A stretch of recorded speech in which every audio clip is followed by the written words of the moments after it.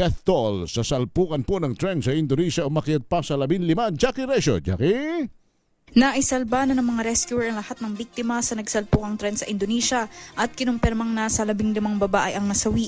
Ayon kay Bobby Rashidin, CEO ng state-owned railway company PT Kereta Api Indonesia, umabot naman sa 88 ang sugatan at nagpapagaling sa iba't ibang ospital malapit sa pinangyarihan ng aksidente. Isang long-distance train ang sumalpok sa likurang bahagi ng isang commuter train sa Bekasi Timor Station sa Jakarta nitong Lunes. Ang huling bagon ng mga tren sa Indonesia ay nakalaan para sa mga kababaihan upang maiwasan ang harassment sa kanila.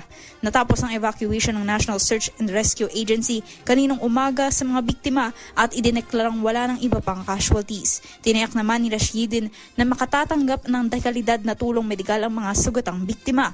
Sa ngayon, nagpapatuloy ang investigasyon ng otoridad ng Indonesia sa tunay na sanhi ng trahedya. At yan ang balita mula sa ibayong dagat. Ito si Jackie Resio ng DZRH, una sa Pilipinas, una sa Pilipinas.